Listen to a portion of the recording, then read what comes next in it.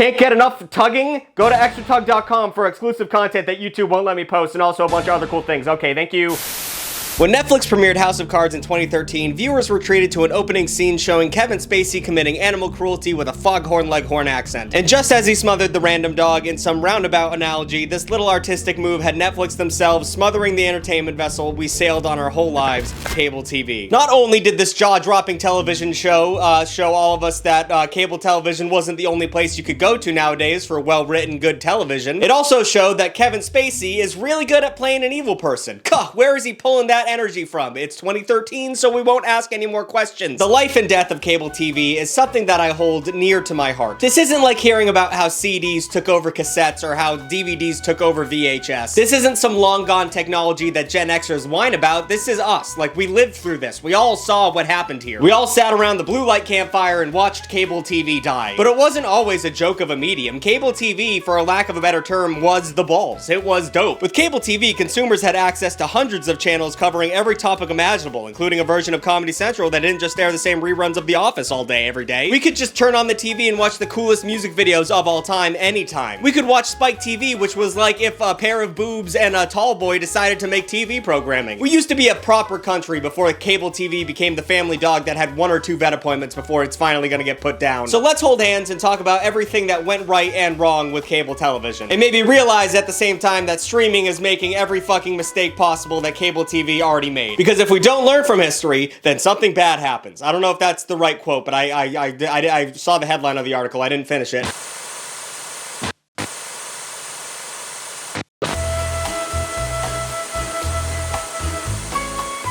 So despite the fact that television is not outdated as we all think, I do think I have to explain a few things here. Like, cable TV and broadcast TV are not the same thing. These are different concepts. I know some of you are groaning at the fact that I have to explain that, but some people were born after 2007 and can operate a computer, so we have to go through these things. Broadcast TV uses public airways that can be picked up by basically any TV out there. You ever hear about those things called rabbit ears? Like those big sticks that would stick out of your TV and you'd have to adjust them to get channels? That's broadcast TV, except they did stop doing that when they moved over to like the technology version of it, but whatever, it's like everyone's getting it for free. These include the NCIS and Dick Wolf cartel networks, CBS and NBC, for example. PBS also, which is why whenever you meet someone who was poor when they were a child, they don't know anything about SpongeBob, but they can sing the entire theme song to Rough Ruffman verbatim. Broadcast survives via ad dollars from its highbrow art of the common television commercial. Cable television networks like Animal Planet still depend on ads, but they could do a little bit more, like show My Kid Self how various farm animals give birth. They don't use public airways and they require a subscription-based service. And the cable companies always operate with the highest ethical concern and are always really cool about that shit. Those subscriptions they have, they're not scams at all. Cable TV was revolutionary in its distribution of over-the-air programming to places with poor broadcast reception. This was dish TV. Like, there was no actual cable, but you put a disc on your roof that looked like an anal probe, and then you could enjoy the X-Files like everyone else, unless it was raining or snowing, or it was a little too hot or a little too cold that day, or the sun was out. The best thing about cable TV over broadcast was the specialty networks based on specific genres like science fiction or Guy Fieri. With cable networks catering to different niche audiences, the push to diversify programming grew as more people had access to cable, freeing them from the clutches of the 3-channel lifestyle. There was basic cable at first, and then there was more premium cable that let you swear a lot and show boobs sometimes. Usually side boob, but you could show boobs. And those two things were the coolest things a 5th grader could get his hands on. So it was always fun to go over a friend's house that had premium cable, and when their parents went to sleep, y'all watched boobs. It was fun. Putting things in your mouth. You do it, I do it, everyone's doing it. In recent years, adult human beings have been locked in a repetitive cycle of putting things in their mouth due to addiction or habit. And I, for one, think that things you put in your mouth should be safe and harmless. Unless we're talking about food, I keep eating Little Debbie honey buns, and I know that's absolute poison. But what if I told you there was a product that helped with oral fixation, also tasted yummy, and it was also not addictive or harmful to you? What? You'd probably call me a liar, and then I'd retort by calling you a big ugly dummy because Fume exists. Fume has created an award-winning flavor air device. Fume is so much better than anything else you suck on to get a blast of flavored junk because it's nicotine-free, guilt-free, and completely non-toxic. But it still tastes yummy and helps with oral fixation. Whoever said don't play God was wrong, whoever that was. They've got tons of flavors to choose from, like simple crisp mint to flavors like orange vanilla or bold black licorice. Lots of fun tastes for a fun cowboy such as yourself. Also, since there's no vapor, you can use it anywhere. No more sitting in a bar and getting kicked out by a bouncer because you couldn't hold off from sucking on a adult pacifier fire for 3 seconds. Fume also continuously invests in third-party researchers to ensure the safety of their products. Fume has served over 300,000 customers, and you could be their next success story. This holiday season, you can give the gift of better habits with Fume. Head to tryfume.com/BigTug and use code BigTug to get a free Fume topper when you order the Journey Pack. It's the perfect addition to make your gift just a little bit more special. And apparently, if you're lucky, you could even win one of Fume's limited edition gold-plated devices this holiday season. They're doing like a raffle. Again, head to tryfume.com/BigTug or just use the QR code on the screen to grab your Fume now and make someone's holiday unforgettable. Thank you. So when we're talking about cable, we got to talk about the big hitter of the industry, which of course was HBO. HBO was just the dopest place to watch the dopest shit imaginable while staying inside your home. It was a game-changing concept in the American media landscape. Home Box Office was founded in 1972, offering uncut and commercial-free movies, which was revolutionary before streaming made our brains all small and peanut-like. It was especially wild back then because if you wanted to watch a movie that wasn't in theaters, whoops, that you shouldn't think that, because that's impossible. I mean, yes, they did play movies sometimes on broadcast TV, but they were really old and no one cared about them, and also they would cut them down so they would fit into the TV format, and it just sucked. So HBO was filling that void. Before Game of Thrones and The Sopranos, HBO offered its first original series on September 8th, 1972, called Martha's Attic. And it had a different kind of anti-hero that HBO became famous for over time. Instead of a rough and rowdy, down-to-earth white guy, it actually was showing off a puppet. It was a puppet show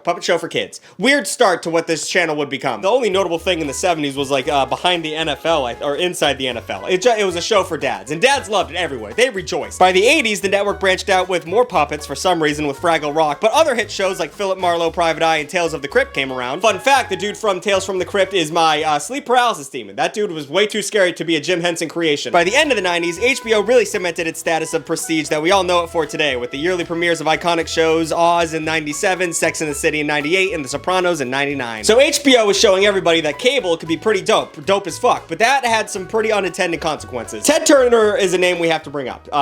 Ted Turner is a piece of shit. Nicknamed Terrible Ted and the Captain Outrageous, he became one of our biggest media moguls. His untreated manic brain created the 24-hour broadcasting model, whereas before the TV network shut down at the end of the night, which one is crazy that they used to be like, all right, that's TV.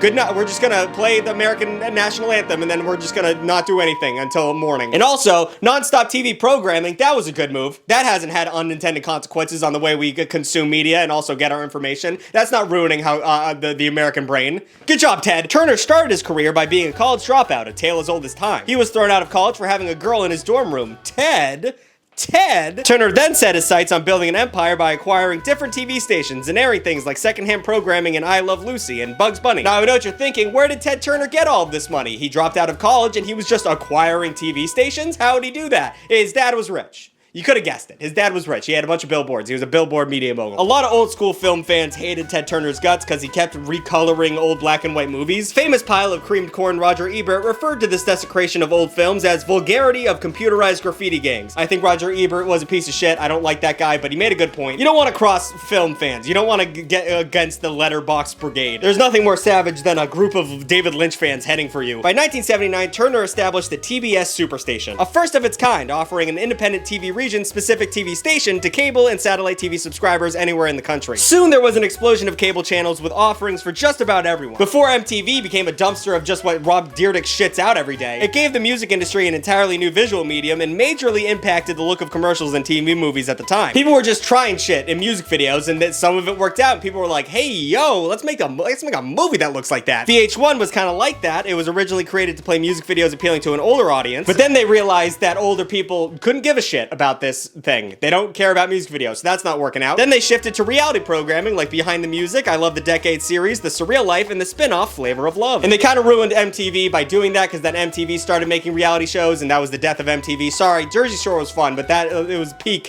this is over kind of content. Nickelodeon and Cartoon Network battle for supremacy to keep the attention of dumb children who just want to watch cartoons all day, aka me. And the children often picked a side. It was like a civil war. Rugrats versus Johnny Bravo, SpongeBob versus Ed, Edd and Eddy, Cow and Chicken versus all that, and I'm pretty sure Nickelodeon wins all of those battles, but those were cherry picked. ESPN gave sports guys the chance to watch a sport, then watch the highlights from that sport, and then watch a guy talk about the highlights from that sport. Truly masturbation level television. Comedy Central gave us some of the most iconic television series of all time, like South Park, Chappelle Show, and Reno 911. Why doesn't anyone talk about Reno 911 anymore? It was such a good show. Adult Swim's impact on animation and comedy is, I've already talked about it way too much. And some cable channels gave us hyper-focused programming like the world's most epic tank battles and Ancient Aliens. both airing on History Channel, which doesn't make a lot of sense, but it was fun. We were having fun. Spike TV and G4 were channels for dudes and dudes only. HGTV, Oxygen, and TLC was for the ladies, for the dainty ladies. And I don't know if advertisers back then knew about non-binary folk, but if they did, it was probably Steven Universe, probably Cartoon Network. That did a lot for the culture. Then you have more nondescript channels like TBS, TNT, USA Network, True TV, and A&E, and they would just pump out whatever the fuck. They were just making content for anyone who would watch it. You turn on TNT and you're gonna watch an NBA Finals game, a home improvement show, and like a cooking show all within a 2-hour block. It was pretty fun. But the term golden age only exists when the ages that follow it were notably shittier than the ones that preceded it. And oh boy, did things get shitty. They got real shitty real fast.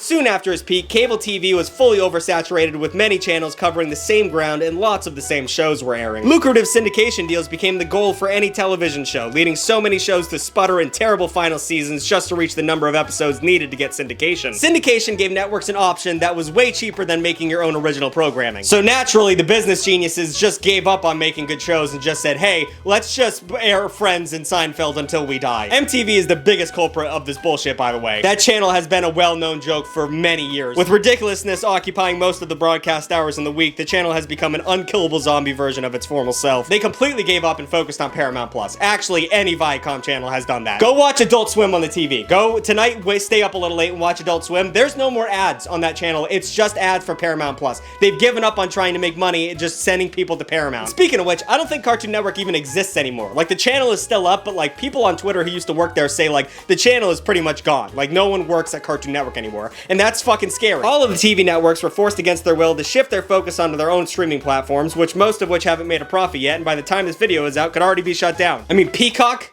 That shit sucks and it's not gonna be around for long. Not to mention everything is on YouTube. I mean, the internet, people don't talk about how much the internet fucked over cable TV. I mean, have you talked to someone born after 2005? They wouldn't know how to find a channel on the TV. All the media they consume comes from the internet. The true beginning of the end from when cable TV threw in the towel was when they started airing streaming shows on cable TV. Like, they started showing BoJack Horseman on TNT or whatever. They said, you know what, you win. It's over. You guys are doing everything. We're just gonna pretend to be you in a Uno reverse card. When I have access to it, I'll admit, I watch cable TV to bring myself back to a simpler time. Sitting down and watching Shark Tank again makes me feel, it's like, I feel simple. I feel simple. Having genuine ad breaks too, I miss that. Not the shit YouTube does where I'm just watching the dime bar at the bottom go down so I can hit the skip button. Or the shit Hulu does where it just shows me the same ad 7 times in a row. But just hearing a cheesy, as seen on TV ad about some useless gadget while I stand up to go grab a snack or take a piss, it gives you a break from the media. Going back to cable TV in 2024 is like visiting your grandma in a nursing home. It's cute and you both get to relive your own versions of memories, but this isn't gonna last forever. Cable TV did a lot for my generation and the generation that came before me. We were practically raised on television. But all good things come to an end, and I'm pretty sure the end of cable TV has already happened. I mean, yes, it's still around, but so is radio. It's always gonna be here, but it's not a moneymaker. But who knows, if streaming keeps going the way it's going, we might all have to go back to cable, because it's almost as bad.